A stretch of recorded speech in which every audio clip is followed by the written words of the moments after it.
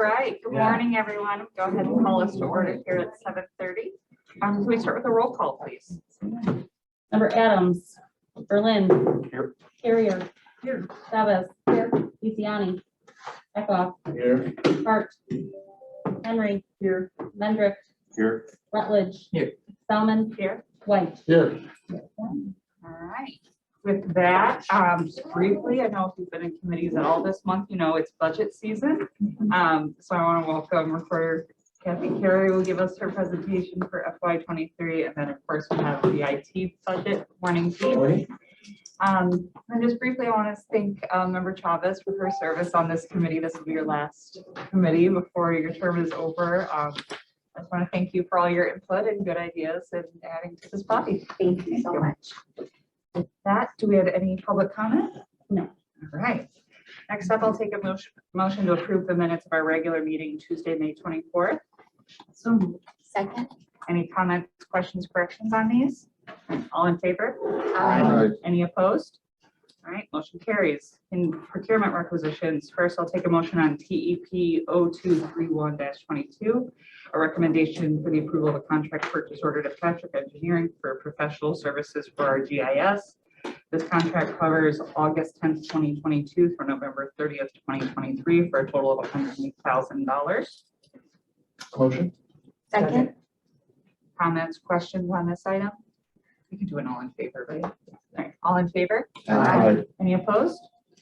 Motion carries. Next up, 2022-67, a recommendation for the approval of a contract purchase order to Imaging Systems doing business as Integrated Document Technologies for professional services for our on-base and CAPSA systems. This contract covers a period of August 10th, 2022 through November 30th, 2022 for a total of $18,800 is exempt from competitive bids. Sure, someone, I move approval of this contract. Second. We have a motion and a second. Any comments, questions on this item? I'm very pleased you're moving forward with this. This will be a great project in the auditor's office and the county clerk's office to give us a searchable database of I've been looking to do this for a long time. This is good. Thank you so much. All right, with that, all in favor? refrain from voting just for you? I'm voting for more work for my office. All right, all in favor? Aye. Any opposed? Great, motion carries. Next up, 22-68, recommendation for the approval of a contract purchase order CDWG for our Sonic Wall Firewall. Contract is a one-year period upon approval. The total is $18,366.70, and this was bought via the Governmental Joint Purchasing Act. All right, it's all right, it's early. Any comments or questions or discussion on this item? Just want to point out that this is more added security for us. So it protects us internally from the sheriff's office.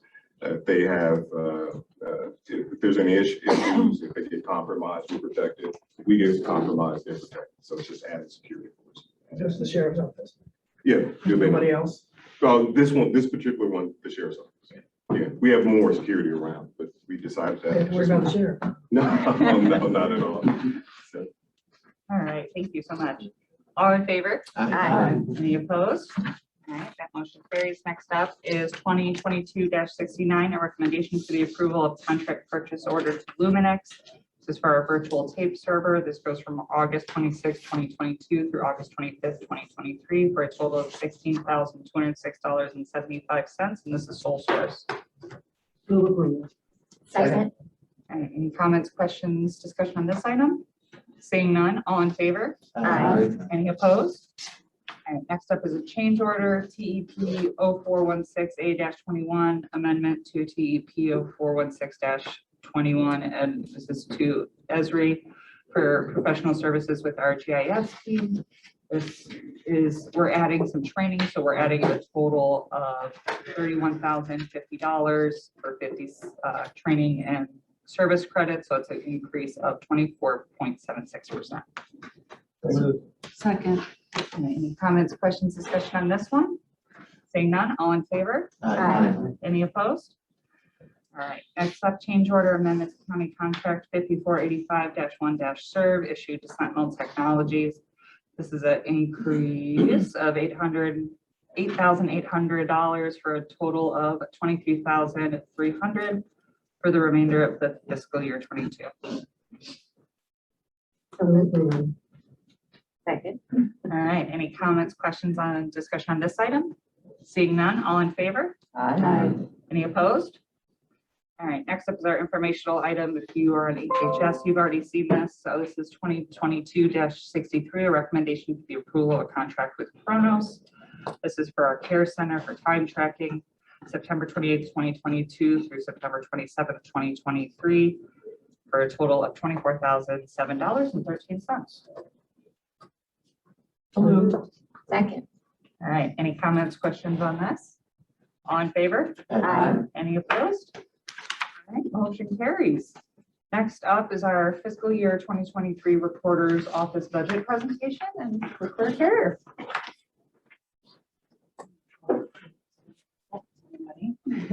Good morning, technology team.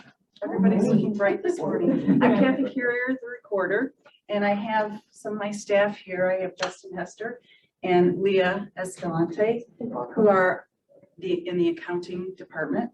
And of course, Tony Manzullo, my chief deputy recorder. We will defer questions to them because they're the brain trust. So, good morning. We have this next slide shows you the 3 different accounts that we operate under in the recorder's office, but we will be talking about the general fund.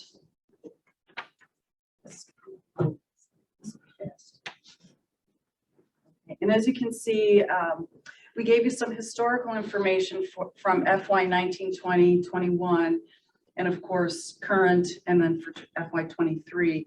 And we have been trying to be more fiscally responsible to the general fund by reducing our general fund budget. Okay, next slide. And then this is expenditures. We are in FY 23. We are shifting some of our dependents from general fund to the other accounts. So we will be moving forward. We have 2 full-time positions that we are shifting from general fund into one of the other accounts. So we will be 2 less for general fund.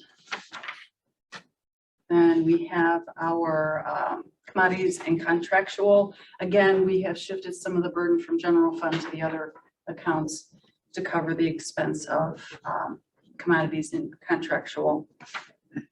And then the last slide. We are on pace to meet or exceed FY 22 general fund revenue of $8,905,000. Our e-recording, which is a way we record documents, it continues to increase, and we are at approximately 85% of our overall recordings are through e-records, which is electronic recording. And the number of recordings have decreased due to reduction in mortgage-related documents. As interest rates tick up, we see home sales going down. So it's kind of a natural progression, and we are on the downside of the bell curve. So we are currently at 73,000 total documents processed. Our projection for the year is 135,000, and it's going to be close.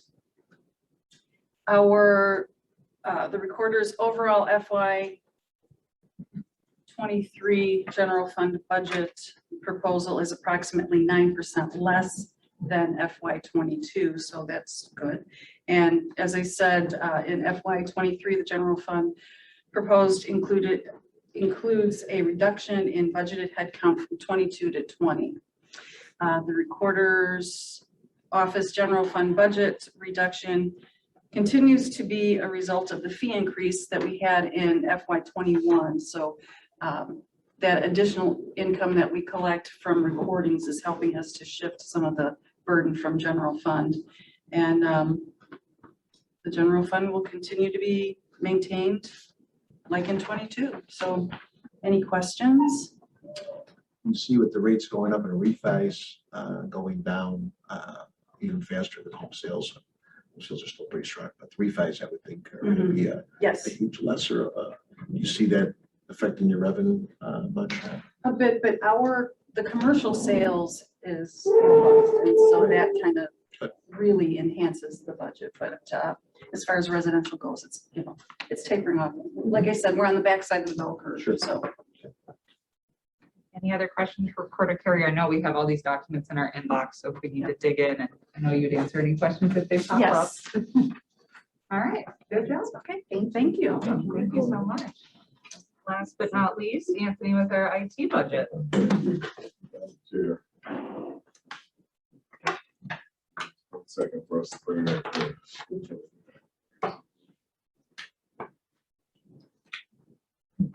All right, thanks.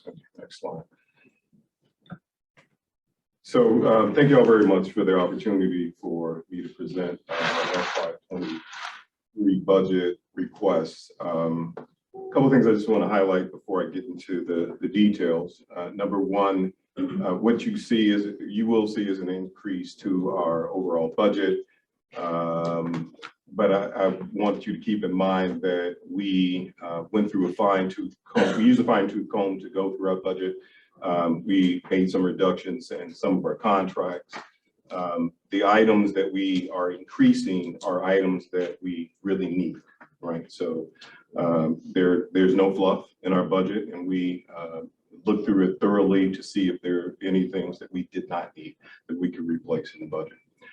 So let me start out with the department overview, which I think is always a good refresher so that people have a better understanding of the makeup of the IT department. We're made up of 3 main areas, what we call core IT, which is applications, services, web services, infrastructure, and operations. And then RMS, our police records management team, and GIS, which most of you guys know about. In FY22, we had 61 positions, and we are now requesting an additional 2. So we'll go up by 2 positions this year if the budget request is approved. We currently have 2 vacancies. There are 2 ERP positions that we have been trying to hire for months. It is a tough world out there for finding subject matter experts in certain spaces. ERP is a sought after area. So, we are working through that and hope to have those positions filled. But those are the 2 vacancies that we have right now. And if you look at the bottom, it just shows that in core IT, we're up by roughly 1.7 million, in RMS, 113K, and in GIS, 149K. All right, so this is kind of a summary of those 3 buckets that I talked about, and it just shows you a little more details in terms of how we're up. I think the biggest thing to focus on this particular side is the 2 asterisks, which essentially show that these are self-funded or revenue-generating accounts. So GIS and DuPage kind of pay for themselves. But the IT department is up 20% in our budget, the core IT. All right, so this is a deeper dive of what's up and what's down. I want to highlight really just 2 of them, and I think it's important to point out that the 2 that are up the most, the three, I'm sorry, that are up the most. So professional services, we're up 75%. I'll talk about it a little more when we go through variances, but essentially the big chunk of this has to do with us moving to .gov, so DuPageCounty.gov. We have switched over the domain behind the scenes. That's the easy part. Now we have to go through applications and other systems to change all of that out. Everything points to DuPage, DuPageCode.org. It's going to take a particular subject matter expertise that we need to hire in to help us move that out in conjunction with our network team. So that's where a big chunk of that is coming from. With equipment, again, I'll talk about this a little more too. Majority of this budget is laptop replacements. So in 2020, we went out and bought a lot of laptops for employees who didn't have laptops. They had desktops or didn't have anything at all. The individuals who had laptops, we didn't replace their laptops. We continue to use those. They're starting to get out of date and they need to be updated and replaced. Big chunk of that is updating those systems. And there's a few wireless access points throughout our network that we'd like to upgrade for performance reasons and security reasons. And then last but not least, I'd like to point out software licensing, which is up 41%. That one, the big chunk has to do with our Microsoft EA Enterprise Agreement, which covers all Microsoft products, ones that you use and see and ones that you don't, that are in the back end that we use on a server and on our servers and our databases. Microsoft has not charged us anything extra in over 12 years. So we have not paid we've paid the same amount for 12 years. So it was well overdue for them to push us to an increase. So that is a big chunk of it. And then we also did a self-exercise of going through and auditing all of our licenses to see who's using licenses, who's not. I think that's always a good practice so that we don't have licenses that are out there that aren't being used that we're paying for. Unfortunately, in this case, it turned out that there were more licenses that we weren't paying for that we install software for. So we have to true that up. If you don't true that up, Microsoft has the ability to come in and do their own audit. A lot of times, if they do their own audit, they find mistakes, they then apply fines to companies that are using their products without paying for them. So in the long run, this is going to save us money. It's going to help us manage our licenses in a more thorough way. Every year we'll do the audit, we'll go through, true up, and just make sure that we're taking full advantage of whatever licensing that we purchase. All right, next slide. All right, so I always like to show how we're doing over time. And this is a variance view of where we were in 2020, where we are today. But I think essentially it shows that we're up 20% from last year, but we all know that 2020, 2021 were anomalies. They were, very different years for us because of the pandemic. I think a better comparison is 2020 when we were fully up and supporting ourselves. So we're only up 13.6 or 13.7% from 2020. All right, this is the variance breakdown that I talked about before, which just shows the majority of the increase that you see that we're asking for the 1.7 million comes out of these three buckets. So for personnel, we're requesting 2 new positions, internships, paid internships. For IT, paid internships are a lot more valuable than unpaid. You typically get better quality candidates, interns, and they actually supplement your staff. So they get experience out of it, but we actually get cheaper labor as well out of it. So internships are great. We had a successful internship with a high school student over this summer. He's done a fantastic job. He's a passion for technology. So I believe not only did it help him, but it helped us as well by having him. And then adjustments. So we did the salary review last year. We adjusted salaries based on that review. That wasn't in the 21 budget or 22 budget. So we are putting it in the 23 budget. So that shifts our personnel budget. Commodities I talked about before. So it's mainly laptops and wireless access points. We need to purchase those. And then contractual services, again, Microsoft, I talked about that one as well. Significant increase is really in Microsoft licenses and then the professional services needed to help us migrate from .org domain to a .gov. We should be .gov. It's a more secure environment. Most or all government organizations should be .gov. It helps people who are coming to us to know that we're a legit website, right? If it's .gov versus .org, anybody can buy a .org. Everyone can't get a .gov. You have to go through a process to get a .gov.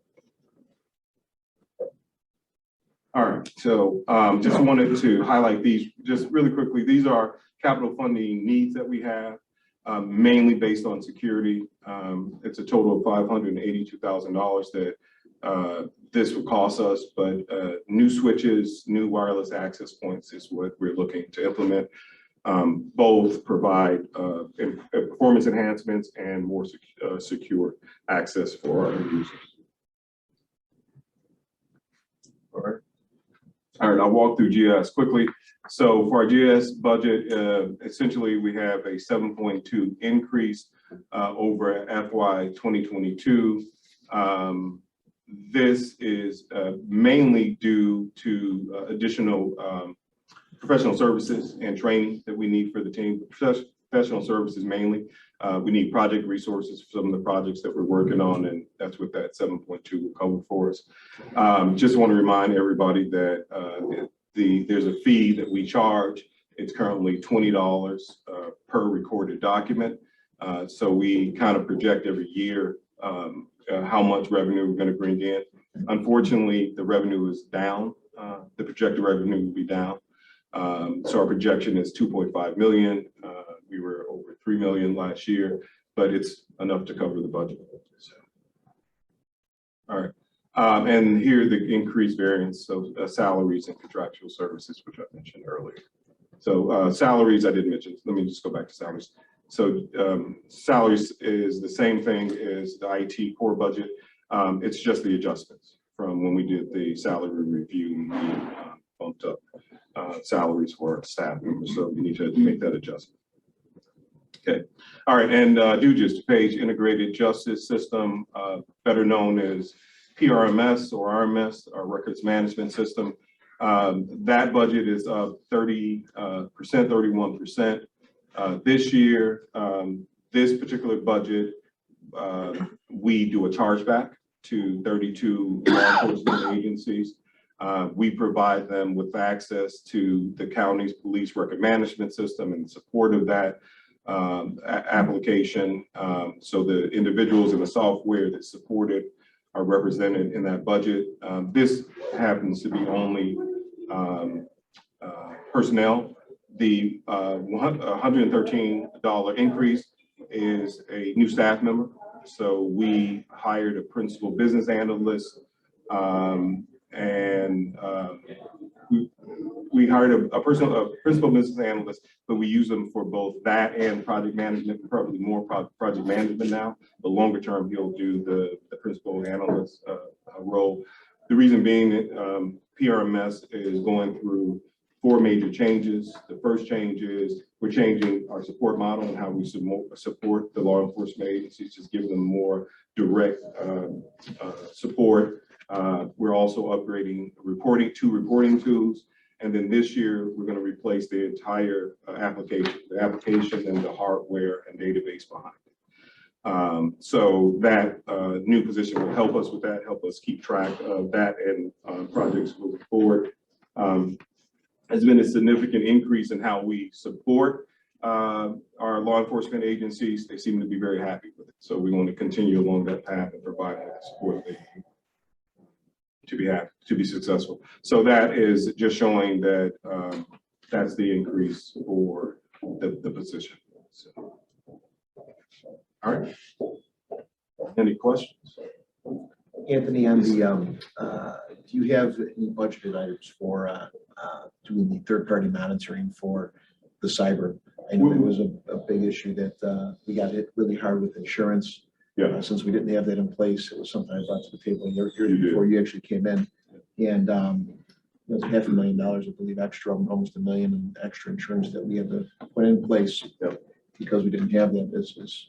Moving to that model? We are. So one of the things that we've done since last year is create a new position, a cybersecurity analyst, whose job is to focus on securing our network and proactively monitoring the network. She can't do it on her own. So the goal is to issue an RFP shortly for managed services so that we have a third party help us with being proactive and monitoring that. So that's in place. We also implemented a cybersecurity action plan based on results we get from assessment that our cybersecurity liability insurance, Beasley, the company Beasley performed. And we have checked off all of those boxes. There's a long list of things that we needed to do to secure our network. We went through that list and we put those things in place. So we're actively doing things as we move forward. A lot of the cybersecurity piece, thankfully, is paid for over the next few years through ARPA. So you won't find it directly in our operating budget, but it's covered under the ARPA request. Hopefully we'll see those insurance premiums go down once, once we have those in place and they realize that we're safe and protected. Yeah, so I think the big thing is it not going up any further. They probably won't go down. So based on what we're looking at and what we received from the subject matter experts, they see some increases for the next year and then hopefully it'll level off and stabilize. But it's still going up, unfortunately. So ransomware is still strong and the insurance companies, and I don't want to go off on a tangent, but the insurance companies are recovering from a lot of losses with ransomware. And a lot of this has to do with that, right? So they have to recover those funds. So they're going to increase it. The requirements are so stringent that it's almost impossible to be perfect based on what they're looking for. So, and we spent tons of money to patch things and other organizations have to, and it's still not up to their 100% to their standard. Thank you. That was a good question and good reminder. Member Rutledge. Just a quick, can you give us a quick thumbnail on, software implementation, the website, Tyler, and some of the other bigger things that we're working on? If you don't mind, board member Rutledge, let's hold it off to the next board meeting. That's actually part of the agenda. Okay. I'm going to give a update on all of our major projects. Perfect. Thank you. Great minds think alike. All right. Any other questions today for the IT presentation on the budget? Just exactly how many new people are you adding to the budget? Just two. Just two. So yeah. So Even though you're talking about other people coming in, it's just two. So we are replacing the network. The person who became the cybersecurity analyst or specialist was a network analyst. We need to backfill that role, and then we need a project manager. We're bringing in a project manager to help manage the long list of projects that we currently have on our plate to make sure that we're keeping up with the projects and we're staying within budget. Any other questions? All right, Anthony, thank you very much for your presentation. Any old business? Seeing none. Any new business? Seeing none. Without objection, we're adjourned. Thank you, everyone. Thank you.